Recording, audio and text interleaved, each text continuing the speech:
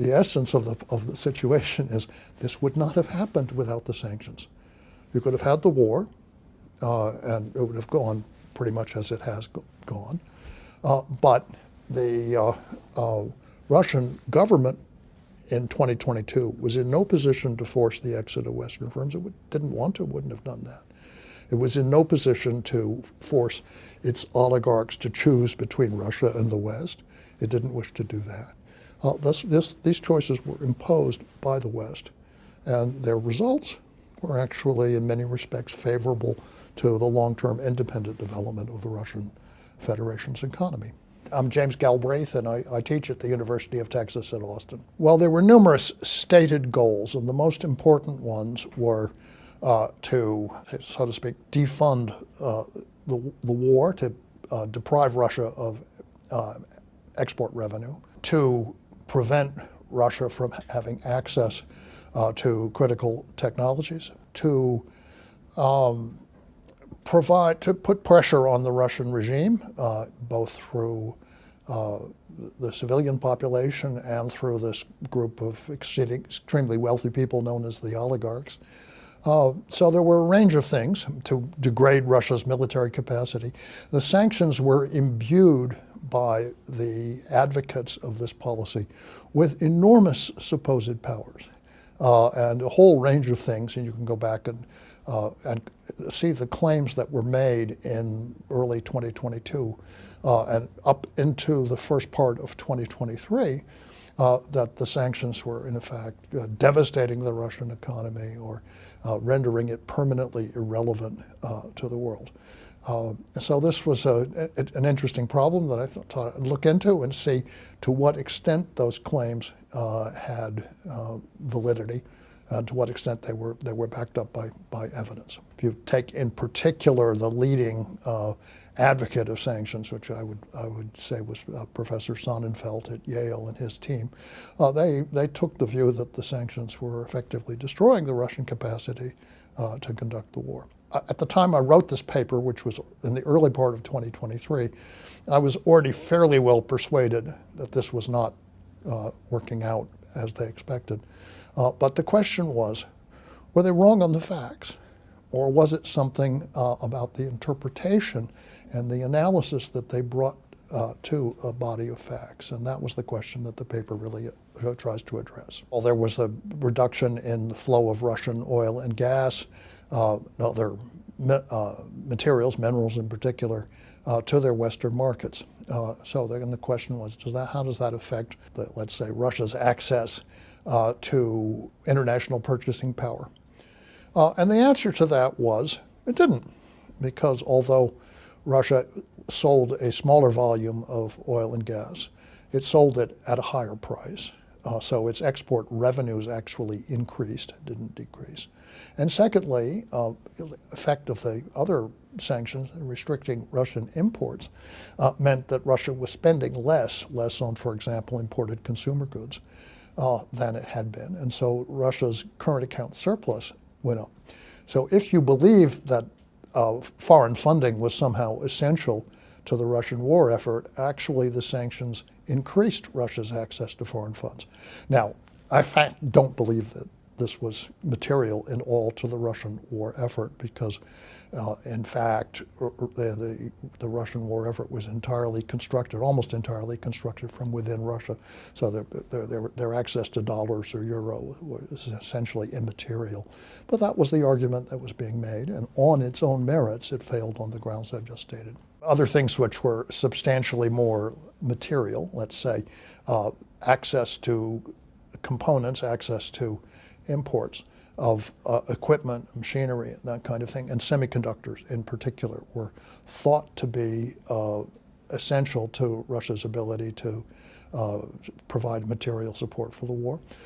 And the answer to that is, well, first of all, this war did not happen by, at the last minute. The Russians were aware of the risk of being at war for quite some time, so any prudent planning would lead to a stockpiling of anything that they actually needed. It is not even clear to me that there were important components that they needed to acquire in the West for military purposes. There were components, of course, that they needed to acquire for civilian industry, automobiles, aviation, and a lot of non-durable goods. They were importing food and various kinds.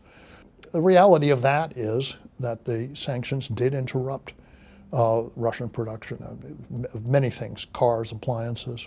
The production indices fell very, very sharply in 2022. But then the question is what happens next?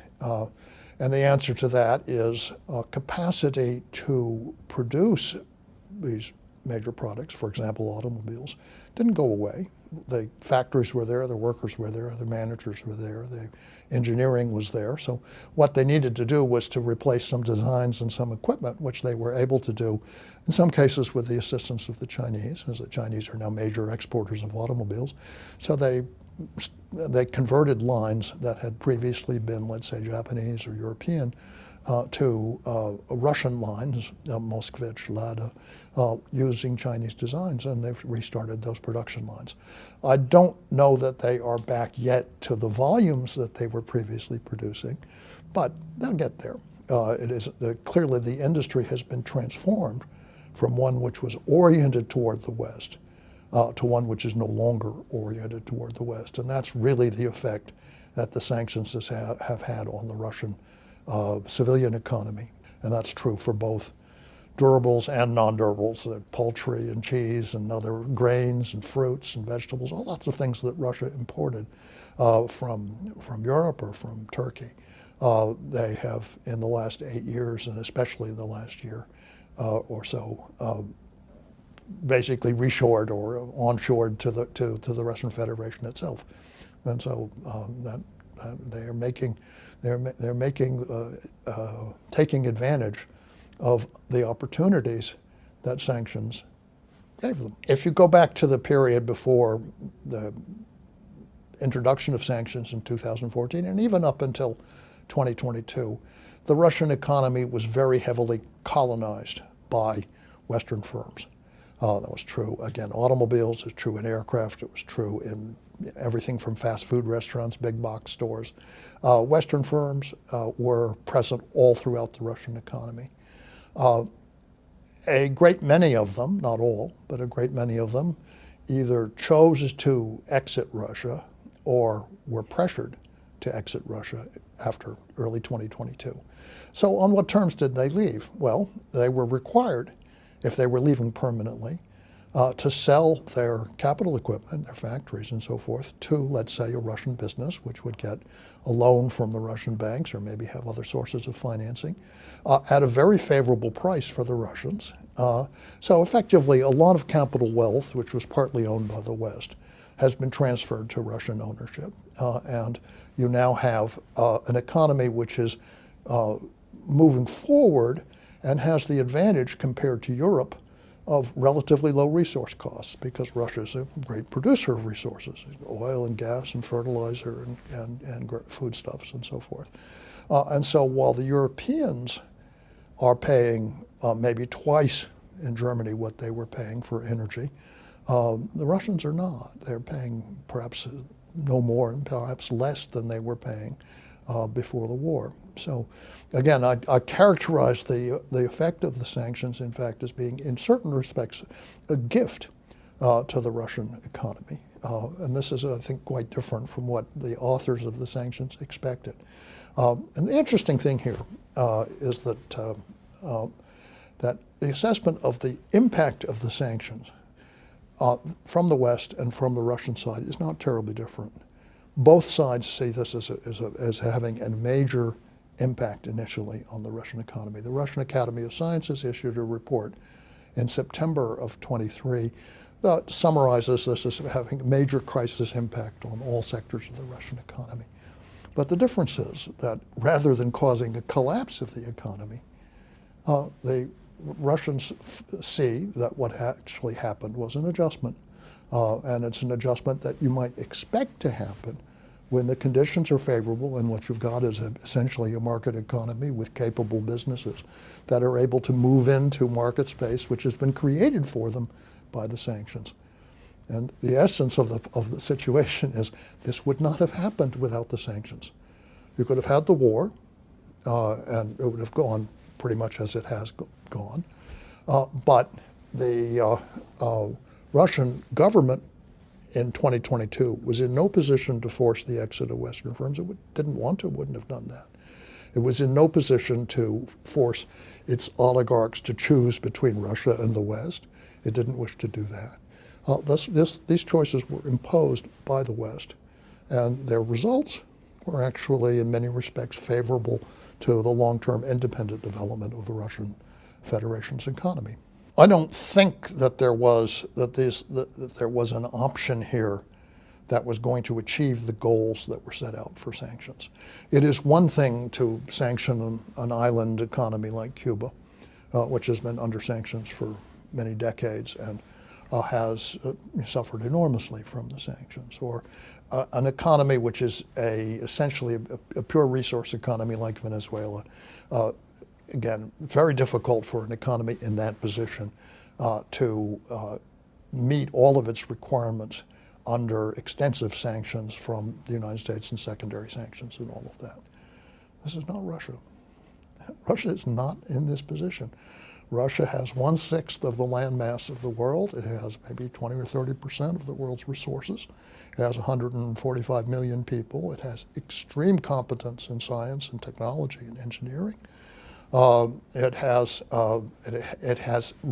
after the chaos of the 1990s, it has developed a reasonably effective relationship between the state, the parastatal sector, major corporations like Gazprom, and the private sector. And so it was in a position to adjust to the sanctions. And also, of course, it has trading partners. Many of them did not impose the sanctions, the most important of them being, of course, China, but that was also true. The sanctions have not been imposed by major Latin American countries, Brazil, Mexico. They've certainly not been imposed by African countries. They've not been imposed by the BRICS. So Russia is by no means, this is a situation in which the sanctions were imposed by one important sector of the world economy, which then cut itself off from resources that it needs, and that's particularly true in Western Europe, in return for cutting Russia off from various things that Russia doesn't really need and could do without and could adjust to the absence of. And that process has been going on since 2014, but it accelerated greatly in 2022, 23.